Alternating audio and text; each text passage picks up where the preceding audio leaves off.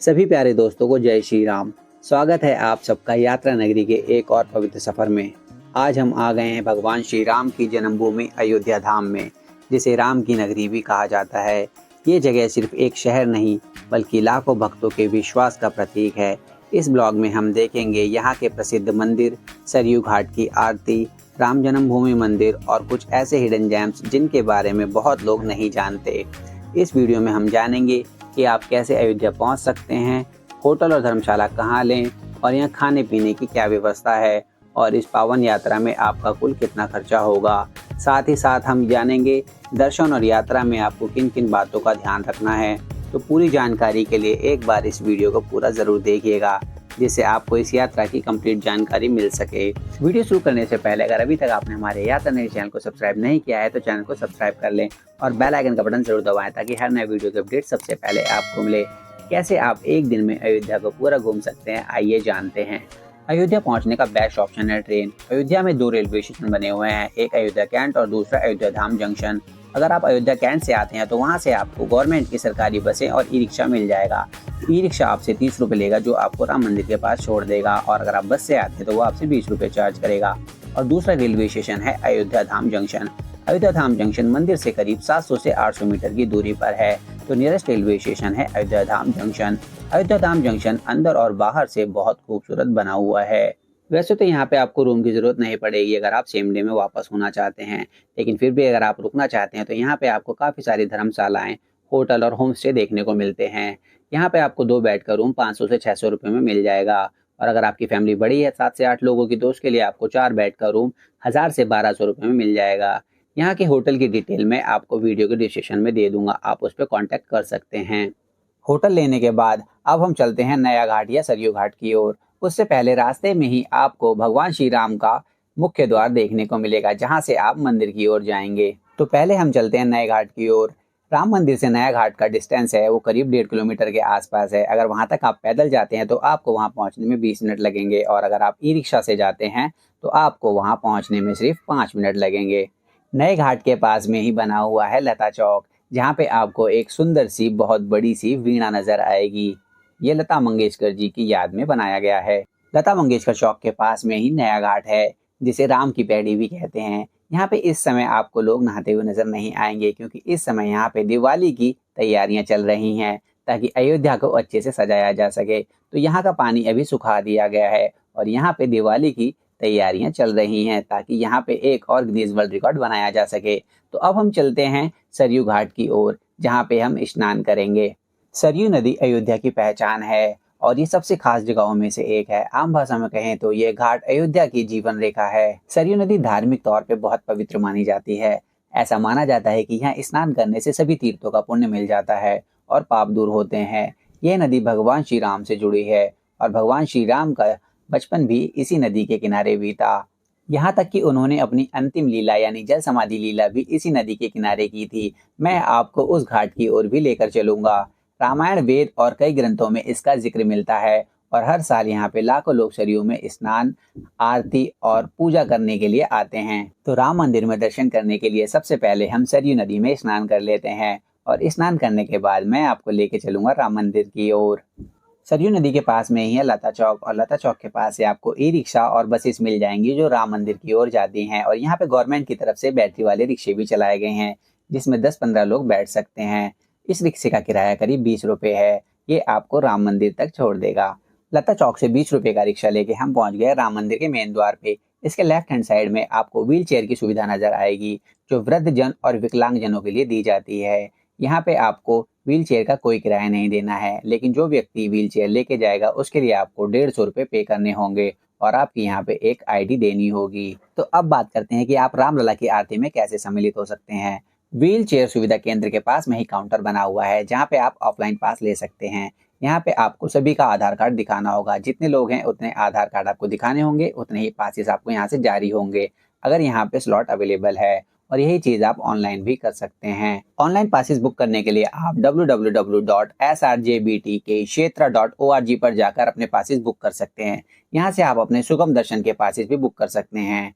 मंगला आरती, श्रृंगार आरती और शयन आरती और सुगम दर्शन के पासेस आप free of cost online book कर सकते हैं। तो अब चलते हैं रामलला के दर्शन करने के लिए। यहाँ पे आपको काफी सारी लाइनें नजर आएंगी, तो आप किसी भी लाइन में लगकर रामलला के दर्शन के लिए जा सकते हैं। अभी आपको काफी देर तक लाइन में ही चलना होगा। कुछ देर लाइन में चलने के बाद आपको एक चेक इन प्रोसेस से गुजरना होगा। उसके बाद आपको जूता और चप्पल का काउंटर नजर आएगा, जहाँ पे आप अपने जूता चप्पल रखकर राम मंदिर में दर्शन करने के लिए जाएंगे। राम मंदिर में दर्शन करने के लिए आपको अपना mobile phone, electronic gadget, smart watch, digital watch वगैरह सभी आपको काउंटर पे जमा कराने होंगे। अगर आपके पास कोई बड़ा बैग है या गाड़ी की चाबी वगैरह है तो वो भी आपको यहाँ जमा करा के जानी होगी।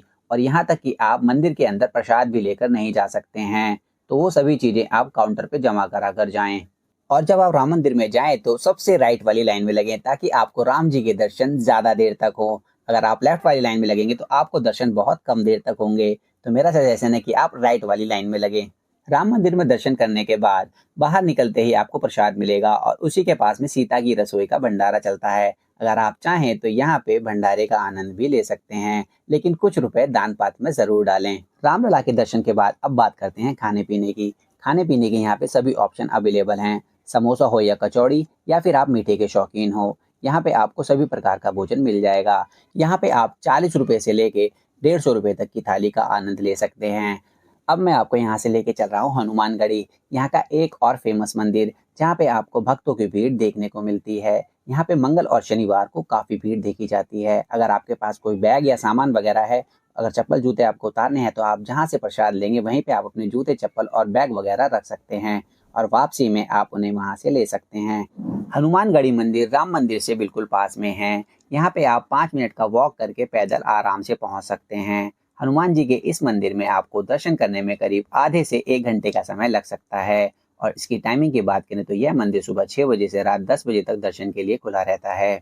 हनुमानगढ़ी के पास में ही है दशरथ महल, जो हनुमानगढ़ी से करीब 300-400 मीटर की दूरी पर होगा। यहाँ पे आप वाई वॉक करके आराम से पहुंच सकते हैं, लेकिन दशरथ महल 12 से 4 बजे के बीच में बंद रहता है। तो इस समय को यूटिलाइज करने के लिए हम चले जाते हैं गुप्तार घाट। हनुमानगढ़ी से ही बस मिल जाएगी आपको, जो आपको नियामा छोड़ेगी, और नियामा से आपको ई रिक्शा मिल जाएगा जो आपको गुप्तार घाट तक ले जाएगा। और अगर आप ई रिक्शा बुक करके आते हैं गुप्तार घाट तक हनुमानगढ़ी से, तो वो आपको इसके लिए 200 से 300 रुपए के बीच में चार्ज कर सकता है। तो सबसे सस्ता ऑप्शन है कि आप बस से नियामा तक आएं और वहां से बैटरी रिक्शा लेकर गुप्तार घाट तक पहुंचे। तो अभी हम पहुंच चुके हैं गुप्तार घाट, जहां पे भगवान श्री राम ने जल समाधि ली थी। इसीलिए इस घाट का महत्व धार्मिक रूप से और बढ़ जाता है। और आप यहाँ पे वोटिंग एक्टिविटी भी कर सकते हैं। यहाँ पे आप 100 रुपए पर पर्सन के हिसाब से वोटिंग कर सकते हैं। अगर आप बार्गेन करना जानते हैं तो आप वोटिंग वाले से अपने कुछ पैसे कम करा सकते हैं। और गुप्तार घाट के पास में ही गुप्तार गार्डन बना हुआ है, जिसकी एंट्री टिकट 10 रुपए है। यहाँ पे बच्चों के लिए काफी सारे झूले लगे हुए हैं और बड़ों के लिए भी कुछ झूले यहाँ पे मिल जाएंगे। तो आप 10 रुपए में यहाँ पे काफी सारी फन एक्टिविटी कर सकते हैं। और एक्टिविटी के साथ साथ आपको इस पार्क के अंदर रेस्टोरेंट और कैफे भी देखने को मिलेगा, जहाँ पे आप रेस्ट कर सकते हैं और खा पी भी सकते हैं। गुप्तार घाट से अब हम वापस चल रहे हैं नियामा की ओर, और नियामा से हमें बस मिलेगी जो हमें हनुमानगढ़ी तक पहुंचाएगी, और हनुमानगढ़ी से हम चलेंगे दशरथ महल के लिए। गुप्तार घाट से चल के इस वक्त हम पहुंच चुके हैं दशरथ महल। दशरथ महल वह स्थान है जहां भगवान श्री राम और उनके भाइयों ने बाल्यकाल का समय बिताया था। महल की टाइमिंग की बात करें तो यह आमतौर पर सुबह 8 बजे खुलता है और दोपहर को 12 बजे तक खुला रहता है। उसके बाद यह पुनः शाम को 4 बजे खुलता है और रात को 10 बजे तक खुला रहता है। हनुमानगढ़ी से दशरथ महल का जो डिस्टेंस है वो करीब 100 से 150 मीटर के आसपास है, जहां आप 2 से 3 मिनट में वॉक करके आराम से पहुंच सकते हैं। दशरथ महल में बाहर की ओर हनुमान जी का एक प्यारा सा मंदिर बना हुआ है, जहां आप दर्शन कर सकते हैं। दशरथ महल से अब मैं आपको लेके चल रहा हूँ कनक भवन की ओर। कनक भवन का डिस्टेंस दशरथ महल से करीब 500 से 600 मीटर है, जहां आप वॉक करके आसानी से पहुंच सकते हैं। कनक भवन के टाइमिंग की बात करें तो यह सुबह 8 बजे से लेकर दोपहर 12 बजे तक खुला रहता है, और उसके बाद शाम को 4 बजे से 9 बजे तक खुला रहता है। कनक भवन भगवान राम और माता सीता के व्यक्तिगत महल के रूप में माना जाता है। ऐसा माना जाता है कि यह भव्य महल देवी सीता को उनकी सास रानी कैकेयी ने श्री राम के विवाह के बाद उपहार में दिया था, और खासकर दीपावली, रामनवमी और होली जैसे प्रमुख त्योहारों पर भक्तों का आकर्षण केंद्र होता है। यह मंदिर आध्यात्मिक मेल और ऐतिहासिक विरासत का प्रतीक माना जाता है, और यहाँ भक्तगण भगवान राम और माता सीता की पूजा करने आते हैं। कनक भवन का इतिहास त्रेता युग से जुड़ा है, और यह स्थान अयोध्या की संस्कृति और धार्मिक महत्ता को दर्शाता है। कनक भवन से अब मैं आपको लेके चल रहा हूँ देवकाली मंदिर। देवकाली मंदिर अयोध्या में एक बहुत ही पुराना और प्रसिद्ध मंदिर है। इसे भगवान राम की कुल देवी यानी कि परिवार की देवी माना जाता है। कहा जाता है कि जब माता सीता शादी के बाद अयोध्या आईं तो वह अपनी कुल देवी माता देवकाली की पूजा के लिए यहाँ उन्होंने एक मंदिर बनवाया था। देवकाली मंदिर में आपको दर्शन जल्दी हो जाएंगे क्योंकि यहाँ पे भक्तों की ज़्यादा भीड़ नहीं होती है, तो आप इस मंदिर में भी जाके एक बार दर्शन ज़रूर करें।